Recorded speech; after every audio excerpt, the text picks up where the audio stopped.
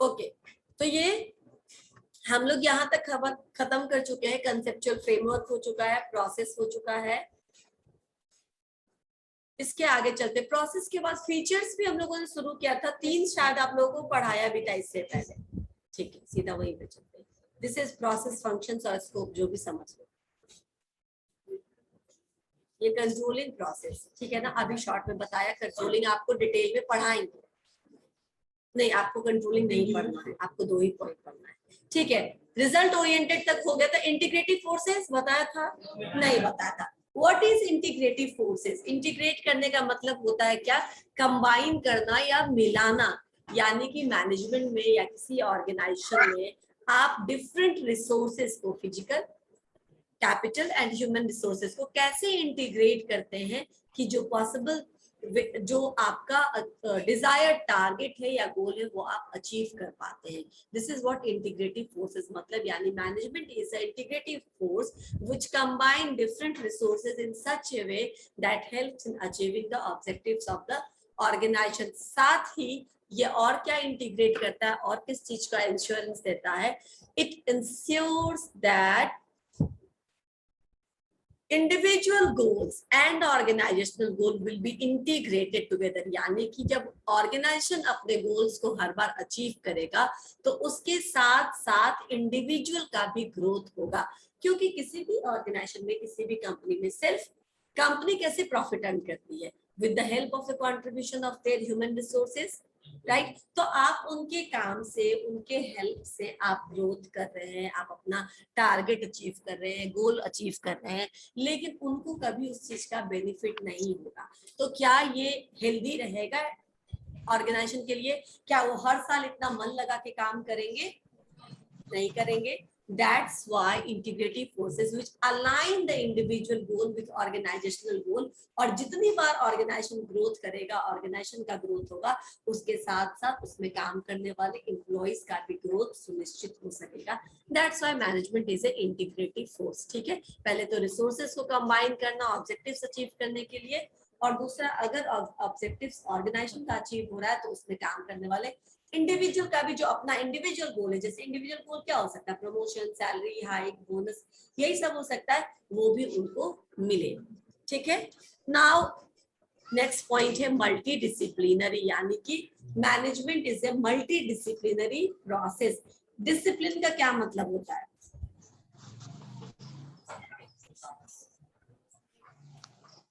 अनुशासन, ठीक है यहाँ, लेकिन उससे कोई मतलब नहीं है इसका। डिसिप्लिन का मतलब अनुशासन होता है, वेरी गुड। लेकिन डिसिप्लिन का मतलब यहाँ पर डिफरेंट सब्जेक्ट से है। When you are in higher studies, people can ask you which discipline you belong to. ठीक है ना, आप किस डिसिप्लिन से, दैट मीन्स किस अनुशासन से नहीं, आप किस सब्जेक्ट से, यानी science stream, arts stream, commerce stream, technical stream, whatever your stream or subject is, can be termed as discipline। इसी तरह इसको मल्टी डिसिप्लिनरी बोला गया है मैनेजमेंट को, यानी मैनेजमेंट का अपना कोई ओन एग्जिस्टेंस नहीं है। मैनेजमेंट जो सब्जेक्ट है ना, उसमें सारे सब्जेक्ट के प्रिंसिपल थियोरीज को थोड़ा थोड़ा करके लिया गया है, कंबाइन किया गया, और तब ये एक साइंस और एक आर्ट के रूप में इवॉल्व हुआ है। That's why management is both science, या आगे एक पॉइंट आएगा, management is both science as well as arts, right. ये आपको आगे समझ में आएगा। तो मल्टी डिसिप्लिनरी ये क्यों है? क्योंकि इसके मैनेजमेंट के स्टूडेंट को, आप लोगों को अकाउंट्स भी पढ़ना है, इकोनॉमिक्स भी पढ़ना है, स्टैटिक्स भी पढ़ना है, बीपीएम भी पढ़ना है, जिसमें हम ह्यूमन बिहेवियर के बारे में बात करेंगे। आगे की क्लास में आपको ओबी रहेगा, ऑर्गेनाइजेशन बिहेवियर, जहाँ पे लोगों के एटीट्यूड, वैल्यूज, बिहेवियर, इसके बारे में आपको पता चलेगा, राइट। उनका एक्सट्रोवर्ट, इंट्रोवर्ट, ये सब कैरेक्टरिस्टिक्स, ये सब पढ़ना पड़ेगा, क्योंकि group of people together works in organisation, तो उनका अलग अलग व्यवहार होगा, कैसे अलग अलग तरह के लोगों से डील करना है, ये मैनेजर को मालूम होना चाहिए। इसीलिए आपको साइकोलॉजी भी पढ़ना है इन ओबी, सोशियोलॉजी पढ़ना है, लाइक ग्रुप में काम करते हैं तो group behaviour, right, team work, ये सब आपको पढ़ना है। एंथ्रोपोलॉजी होता है development of human human study, ठीक है ना, उसको हम एंथ्रोपोलॉजी बोलते हैं। आईटी से रिलेटेड आपको बेसिक नॉलेज चाहिए ताकि आप मेल भेज सके, एक्सेल बना सके, सेंड कर सके, रिसीव कर सके। तो isn't it a mixture of amalgamation of different subjects? That's why management को मल्टी डिसिप्लिनरी, मल्टी मतलब बहु, बहुत अधिक, ठीक है ना, और डिसिप्लिन मतलब सब्जेक्ट्स, यानी बहुत अधिक सब्जेक्ट्स से मिल करके, मिला करके मैनेजमेंट का इवॉल्व किया गया है, मैनेजमेंट को बनाया गया है। समझ में आया why management is multi disciplinary? Okay. Flexible है मैनेजमेंट, हमेशा फ्लेक्सिबल होगा। फ्लेक्सिबल का मतलब लचीला, यानी कि जो समय के साथ चेंज हो सके, क्योंकि जो चीजें फिक्स है, रिजिड है, वो कभी समय के साथ बदल नहीं सकते हैं। लेकिन जो चीजें फ्लेक्सिबल है उसको आप अपने हिसाब से कन्वर्ट कर सकते हैं, अलग अलग कर सकते हैं, राइट? तो फ्लेक्सिबल क्यों होना चाहिए मैनेजमेंट को? ठीक है, अब एक एग्जांपल लेते हैं। ऑर्गेनाइजेशन जो है वो, हमारा बॉडी अगर एक ऑर्गेनाइजेशन मान लेते हैं, तो क्या ये इंडिपेंडेंट है? इसको बाहर से कोई मतलब नहीं, अपने आप में हमारा बॉडी सेल्फ सफिशिएंट है? किस चीज के लिए डिपेंडेंट है ये बाहर में? बाहर के लिए, फूड के लिए, ऑक्सीजन, वाटर, ठीक है ना, सब तो बाहर से ही लेते हैं हम इसको, ठीक है ना। ठंडा स्वेटर, ठीक है ना, गर्मी कॉटन क्लोथ्स, राइट, पंखा, AC, we are so much dependent. तो हमारे बॉडी में बहुत सारे पार्ट है जो अपना काम करते हैं, यानी जो लीवर का काम है वो पंखा नहीं कर रहा है, ठीक है ना, जो हृदय का काम है वो एसी नहीं कर रहा है, यानी कि अपने पार्ट्स का इसका अपना फंक्शन है, ठीक है ना। हर एक ह्यूमन बॉडी में जितना भी ऑर्गन होता है, they having their own role, ठीक है, वो कर रहे हैं, वो करेंगे तभी ठीक रहेंगे। लेकिन एक्सटर्नल एनवायरनमेंट से भी इसका मतलब है, यानी क्या खाते हैं, क्या पीते हैं, कैसे एटमॉस्फेयर में रहते हैं, इससे भी हमारे बॉडी पे बहुत अधिक असर हो रहा है। इवन इफ इसका अपना डिपार्टमेंट बना हुआ है, सर्कुलेटरी सिस्टम है, रेस्पिरेटरी सिस्टम है, डाइजेस्टिव सिस्टम है, एक्सक्रीटरी सिस्टम है, नर्वस सिस्टम है, इसके पास सब कुछ भगवान ने इसको दिया है जिससे अपना काम चलाए, लेकिन still it is connected with outer. तो सिमिलरली ऑर्गेनाइजेशन जो होता है वो क्या होता है, उसमें डिफरेंट डिपार्टमेंट्स होते हैं, they are taking up different roles, different duties they are performing, still they are connected with outer environment. क्यों? क्योंकि प्रोडक्शन करके जो सामान बनाएगा उसको बेचेगा कहाँ? इंडस्ट्री के अंदर, बाहर, राइट। उसको खपाना किधर है? बाहर से। रॉ मटेरियल कहाँ से लाएगा? बाहर से लाएगा। ह्यूमन रिसोर्सेज कहाँ से लाएगा? बाहर से लाएगा।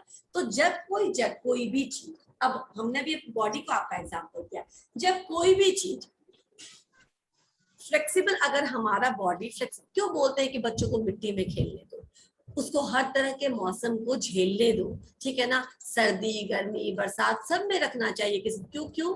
क्योंकि वो, उसको इस बॉडी को इसी एक्सटर्नल एनवायरनमेंट में डेवलप करना है। अगर वो जिंदगी भर गर्म जगहों में रहा है या जिंदगी भर जम्मू एंड कश्मीर में बिता दिया, तो वो जैसे ही तमिलनाडु जाएगा उसकी तबीयत खराब हो जाएगी, वो डेवलप नहीं कर पाएगा अपना वो सिस्टम जो गर्म जगह पे रहने के लिए होना चाहिए।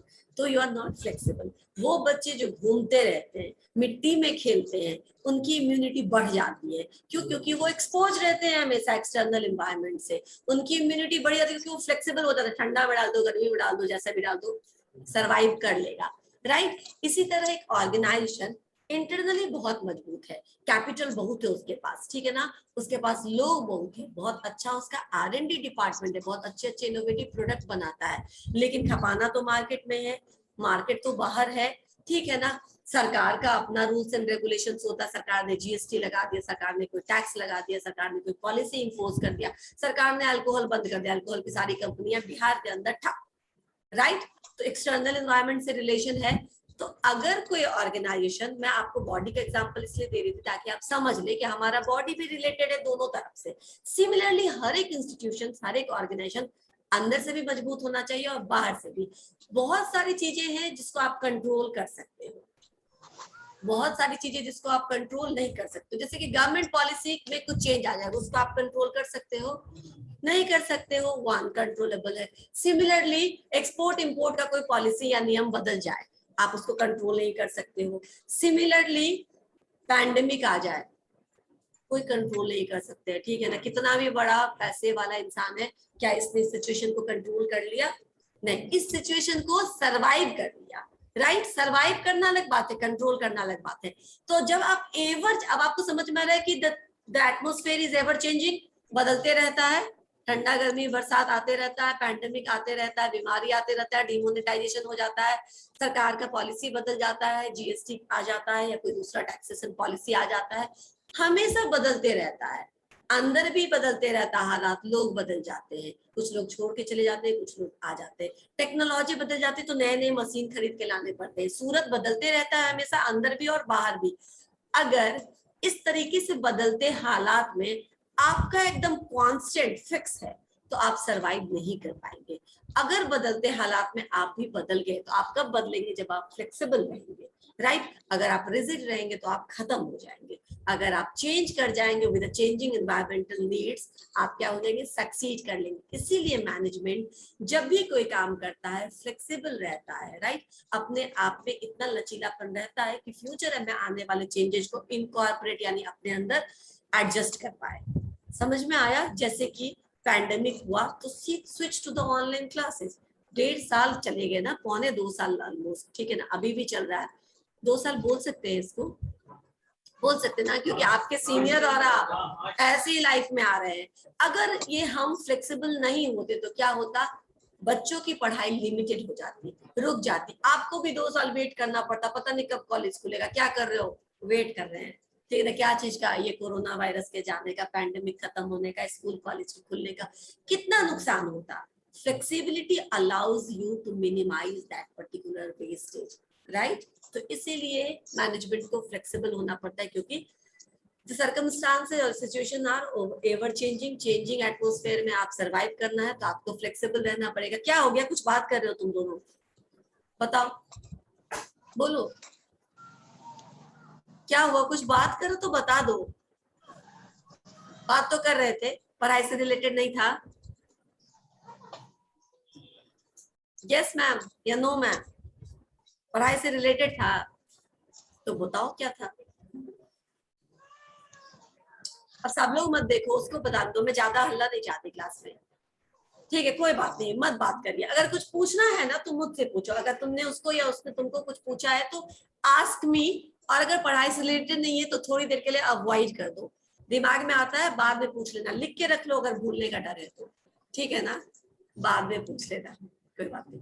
Now next, owners and managers में बी डिफरेंट, राइट। ओनर्स और मैनेजर्स में, इस पॉइंट पे चले, फ्लेक्सिबल समझ में आ गया, मल्टीडिसिप्लिनरी समझ में आ गया।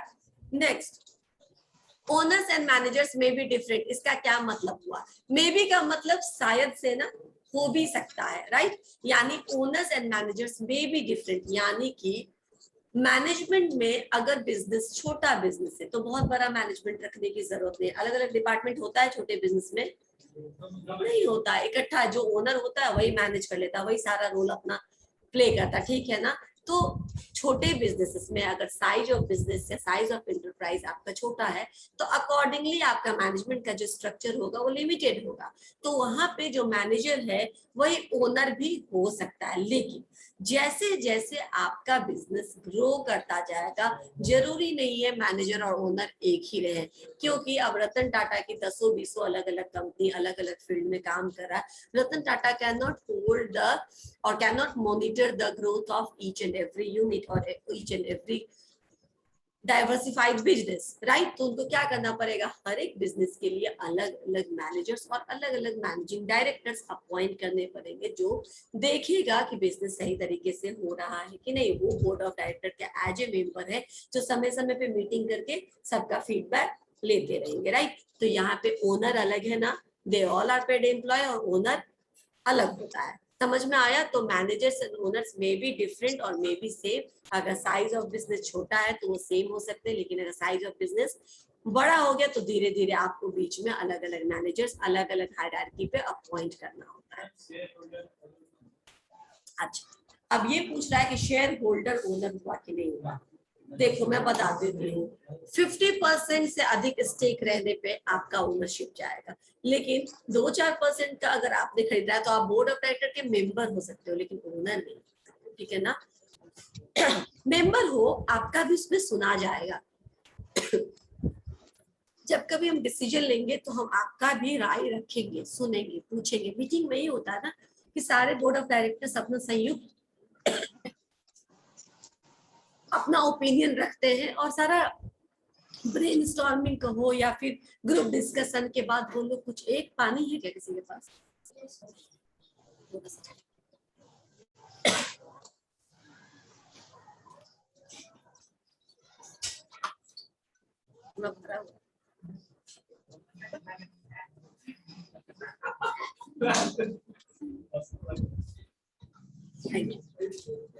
ओके ठीक है, तो ओनर्स एंड मैनेजर्स में भी डिफरेंट हो गया, यानी कि छोटा साइज है बिजनेस का तो ओनर ठंडा पानी रखते तुम। नहीं कोई बात नहीं, ठंडा नहीं होगा, नॉर्मल होगा, है ना। नाउ तो सेम भी हो सकते हैं, और अगर साइज ऑफ बिजनेस बड़ा है तो अलग अलग भी हो सकते हैं, ठीक है। नाउ नेक्स्ट पे चले, तुम्हारा जवाब मिला तुमको, ठीक है। Both an art and science, यानी कि management is both an art and science. What does it mean? Management दोनों हो सकता है, साइंस भी और आर्ट्स भी। मैंने अभी आपको मल्टी डिसिप्लिनरी बताते समय बोला था कि ये इसका अपना कोई एग्जिस्टेंस नहीं है। अच्छा, साइंस में क्या होता है? फिक्स होता है, ए प्लस बी का whole square equal to fix है, इसमें कुछ अंतर नहीं होगा, राइट। E equal to M C square fix है। क्या ये सोच रहे हो क्या मैम ने क्या बोला? आइंस्टाइन, ठीक है ना, E बराबर एम सी स्क्वायर, ठीक है। तो फिक्स है फिजिक्स का है, ओके, ये भी फिक्स है। तो साइंस में क्या होते हैं? फिक्स प्रिंसिपल्स है, फिक्स थियरीज है, उसमें कोई चेंजेस आप नहीं ला सकते, आपको उसी के सिद्धांत पे काम करना पड़ेगा, राइट। आर्ट्स में क्या है?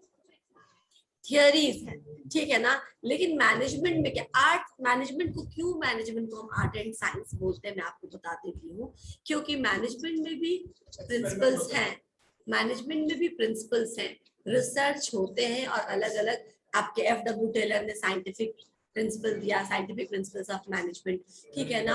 हेनरी फोर्ड ने एडमिनिस्ट्रेटिव प्रिंसिपल ऑफ मैनेजमेंट दिया, bureaucratic management by Max Weber, उन्होंने आपको bureaucratic approach of management, Elton Mayo ने बिहेवियरल अप्रोच ऑफ मैनेजमेंट बताया है, और भी लोग हैं जिन्होंने दिया है। लेकिन किस प्रिंसिपल को, किस थियोरी को कहां पर किस रूप में इंप्लीमेंट करना है, that depends upon the skill of management, ठीक है ना।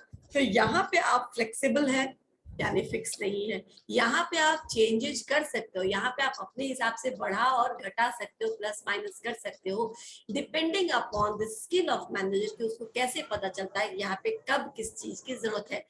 अच्छा ठीक है, बिजनेस दो आदमी, दो भाई है, दो भाई पे क्यों जाए, सीधा अनिल अंबानी और मुकेश अंबानी पे आ जाते हैं। They have started their business at the same capital, with the same capital, कोई बेईमानी नहीं हुआ होगा उसमें, है ना। धीरू भाई अंबानी ने एकदम बराबर बराबर हिस्सा दोनों को दे दिया होगा, और माँ का अलग हिस्सा, राइट।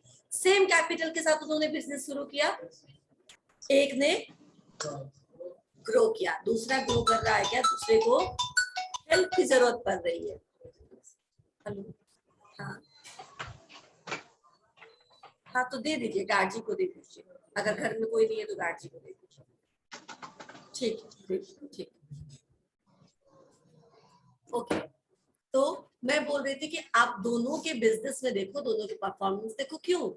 क्योंकि प्रिंसिपल अगर एक ही रहता है, एक ही फॉर्मूला अप्लाई करना होता है, ए प्लस बी का होल स्क्वायर, तो दोनों ही कर लेता, दोनों ही सक्सेसफुल रहता, राइट। लेकिन आपको कहाँ पर क्या इंप्लीमेंट करना है, ये तो मैनेजर को मालूम होता है, और ये आर्ट है, ठीक है ना। ये गुण है, ये स्किल है कि कहाँ पे कौन सा रूल आपको अप्लाई करना है, कहाँ पे कितना चेंजेस के साथ अप्लाई करना है। तो जिसने अच्छे से उस प्रिंसिपल को, जो मैनेजर में ये आर्ट है, ये स्किल है, उसने इम्प्लीमेंट कर लिया, वो सक्सेसफुल हो गया। तो this is how you can differentiate कि अच्छा मैनेजमेंट है या अच्छा मैनेजमेंट नहीं है। समझ में आया? तो मैनेजमेंट साइंस एंड आर्ट्स दोनों है, क्योंकि साइंस इसलिए है क्योंकि there are also certain principle, certain theories, but how you are going to implement और यूज दोस प्रिंसिपल और theories, in which circumstances you rely on those theory depend upon purely upon the skill of the manager, जिसमें जितना अच्छा leadership skill रहेगा वो अच्छा। Leadership से मुझे याद आया, उस दिन जो नाम मैं नहीं याद आ रहा था, उसका नाम है सतीश धवन, ठीक है ना। सतीश धवन बहुत बड़ा नाम है अपने यहाँ अंतरिक्ष स्पेस स्टडीज में, इसरो है। यही तो मैं बोल रही थी उस दिन कि जिस समय वो प्रोजेक्ट हेड थे मिस्टर एपीजे अब्दुल कलाम, ठीक है ना, जिस समय वो प्रोजेक्ट हेड थे उस समय सतीश धवन इसरो के हेड थे, चीफ थे, राइट। मुझे सतीश धवन का नाम नहीं याद आ रहा था उस दिन, तो दिमाग में तो चलते रहता है ना, जब स्टूडेंट्स को कुछ बताओ एंड देन आपको नहीं याद आ रहा, तो आपसे ज्यादा वो हमको परेशान करता है कि क्या था जो मैं आधे बता पाई, आधा अच्छा से नहीं बता पाई। तो मुझे उस दिन दिमाग में आया थोड़ी देर के बाद कि सतीश धवन, किसी बच्चे ने कोई नाम भेजा था बट वो नाम नहीं था, ठीक है। तो Satish Dhawan is the leader, जहां से एपीजे अब्दुल कलाम को पता चला कि लीडरशिप क्या होता है, क्योंकि उन्होंने कहा मैंने किसी बुक में नहीं पढ़ा, मुझे किसी क्लास में नहीं पढ़ाया गया, मैंने तो खुद की एक्सपीरियंस में सीखा कि लीडर का मतलब है जब फेल करो तो वो जिम्मेदारी लेने जाते हैं, प्रेस कॉन्फ्रेंस करने जाते हैं। और जब हम लोग एक साल के बाद 1980 में जब हम लोग वापस से कम बैक करते हैं और सक्सेसफुली लॉन्च कर देते हैं उस प्रोजेक्ट को, तो फिर वो हमको कांग्रेचुलेट करके बोलते go the world is looking towards you, go and address the press conference. ये होता है लीडरशिप। तो जो अच्छा लीडर है और अच्छा लीडर नहीं है उसमें डिफरेंशिएट यही चीज करता है, ठीक है ना, कि आप में क्या स्किल है, किस तरीके से आप मोटिवेट करते हो अपने एम्प्लॉइज को। समझ में आया? Now next question, management is intangible. Intangible का मतलब अदृश्य, और जिसको फिजिकल फॉर्म में आप होल्ड नहीं कर सकते हो, ठीक है ना, तिजोरी में बंद नहीं कर सकते, उठा के लेके जा नहीं सकते हो, विच कैन बी फेल्ड। तो मैनेजमेंट भी वही चीज है। आप आइए, आप दूसरे दूसरे इंडस्ट्रीज में जाते हैं, घूमते फिरते, देखते हैं कि वहां का मैनेजमेंट कैसे है, लेकिन वहां से उठा के ले आते हो, अपने यहाँ इम्प्लीमेंट कर देते हो? नहीं, आप लर्न कर सकते हो, सीख सकते हो। इसीलिए मैनेजमेंट को इंटैंजिबल बोला गया है कि इसको आप छू नहीं सकते, देख नहीं सकते, लेकिन you can feel it. And from where you can feel it? From the outcome of the company. जो रिजल्ट आता है कंपनी का एक साल के बाद, ग्रोथ का, परफॉर्मेंस का, एक्सपेंशन का, या फिर श्रिंक होता जा रहा है, किसी में मर्ज हो गया, सिक इंडस्ट्री, सिक बैंक, जो एक दूसरे के साथ मर्ज कर जाता, सिक मतलब बीमार हो गया है, रुग्ण हो गया और अपने आप को अब नहीं चला सकता, तो कोई दूसरा कंपनी उसको क्या करता है? टेक ओवर कर लेता है। हाँ, टेक ओवर कर लेता है कि आओ मैं अब तुम्हें क्या करता हूँ, मेरे साथ मिल जाओ, मैं चूंकि मजबूत हूं तो तुमको थोड़ा सा और चला दूंगा, ठीक है ना, सिक कंपनी, ठीक है ना। तो ये डिफरेंशिएशन कहाँ से पता चलता है आपको? रिजल्ट से, कि किसका अच्छा है किसका बुरा। आप देख सुन तो नहीं सकते, बट आउटकम से, रिजल्ट से यू कम टू नो कि कहाँ का गुड मैनेजमेंट है और कहाँ का मैनेजमेंट अच्छा नहीं है। और इसको सीख के इम्प्लीमेंट किया जा सकता है, ला करके या फॉर्मूला वाइज इसको इम्प्लीमेंट नहीं किया जा सकता है। लास्ट पॉइंट है डायनामिक। डायनामिक का क्या मतलब होता है? बोलो, कोई बोल रहे हो? गतिशील, ठीक है। और कुछ? Ma'am changing. Changing, very good. गतिशील का भी वही मतलब हुआ, लेकिन मैं थोड़ा सा और, गतिशील मतलब being in motion every time. तो जो हमेशा चलते रहता है, गति में रहता है, उसको चेंजेस होते रहता है। डायनामिक का मतलब हुआ एवर चेंजिंग, जो हमेशा अपना रंग रूप शकल सूरत बदलते रहे, ठीक है ना, डायनामिक होता है। तो मैनेजमेंट डायनामिक तो होगा ही, क्योंकि जहां पे वो काम कर रहा है, जहां पे वो सरवाइव कर रहा है, वो इंटरनल एंड एक्सटर्नल दोनों गतिशील है, दोनों में चेंजेस आते हैं, तो आपको भी चेंजेस होना पड़ेगा। और इस चेंजेस के लिए आपको कॉन्टिन्यूअसली इनोवेटिव और क्रिएटिव रहना पड़ेगा। इनोवेशन से नया नया आप अप्रोच या नया नया थॉट इंट्रोड्यूस कर सकते हो। अब ये नयापन किसी भी चीज में हो, बिजनेस पैटर्न में हो सकता है, प्रोडक्ट में हो सकता है, आइडिया में हो सकता है, मार्केटिंग में हो सकता है, मार्केटिंग स्ट्रेटजीज में हो सकता है, टेक्निक्स में हो सकता है, टेक्नोलॉजी चेंज हो सकता है, राइट। तो चेंजेस कुछ भी हो, नया कुछ ना कुछ करते रहना पड़ेगा, क्योंकि एक जैसा रहेगा तो आपके कॉम्पिटिटर आगे बढ़ जाएंगे और आप उसको झेल नहीं पाइएगा। इसीलिए management is always dynamic, that means कि it keeps on changing, evolving according to the need of the time, right. ठीक है, ये आपका फीचर्स हो गया। हमने 10 फीचर्स बताए, बताओ जितना भी याद हो तुमको, बिना देखे। Flexible, dynamic, pervasive, multidisciplinary, intangible. पीछे से, ठीक है, बहुत इंटेंस। अब चुप लो, पीछे से। मल्टीडिसिप्लिनरी हो गया, पीछे से बताइए। और 6 हो चुका है। डायनेमिक तो पहले ही बोल दिया इसने, ठीक है, flexible, okay okay, flexible and intangible, ठीक है, और कंटिन्यूअस प्रोसेस, ठीक है, result oriented, goal oriented, very good, और प्योर साइंस एंड आर्ट्स हो गया, अच्छा ठीक है, और हाँ नहीं, तो चलो कम से कम 6-7 तो तुम्हें याद हुआ ना, ठीक है ना, और आप आगे पढ़ लीजिए कम से कम इंटीग्रेटिव फोर्सेस, राइट, थोड़ा याद करेंगे तो वो भी याद आ जाएगा। अच्छा बोल चुके हो तुम लोग, ठीक है, इंटेंजिबल, ठीक है, इंटेंजिबल भी किसी ने बोला था, उसने पीछे से बोला था। तो अब आपको कम से कम 10 में अगर 7 भी याद रहता है, मान लो सिर्फ पॉइंट याद रखना है, एक्सप्लेनेशन आप दे सकते हैं, है ना, एक्सप्लेनेशन समझा दिया है, जो समझाया वही लिख देना है, राइट, एक्सप्लेन। तो आपको ये इतना बड़ा क्वेश्चन कितने देर में, 5 मिनट में तैयार हो जाएगा तुम्हारा ये आंसर, हो जाएगा पूरा इंट्रोडक्शन, तुम लोग 10-15 मिनट में 2 बार पढ़ोगे, तुमको समझ में आ जाएगा। रट्टा लगाने का आदत नहीं है यहाँ पे, रटना नहीं है, you don't need to mug up, you just need to mug up the points, right, points आपको आने चाहिए। 10 पॉइंट बताया, 8 भी आता है तो तुम्हारा फुल आंसर तैयार है, राइट। कई लोग इस 10 में 10 को 12 में भी बदल देंगे, ठीक है ना, ये भी हो जाएगा। नाउ हम लोग इम्पोर्टेंस, अच्छा चलो ठीक है, importance of management next class में शुरू करेंगे, ठीक है ना। कुछ बोल रहे हो क्या? सी, मुझे टाइम मत याद दिलाओ, मुझे याद रहता है, मैं यहाँ देख रही होती हूँ।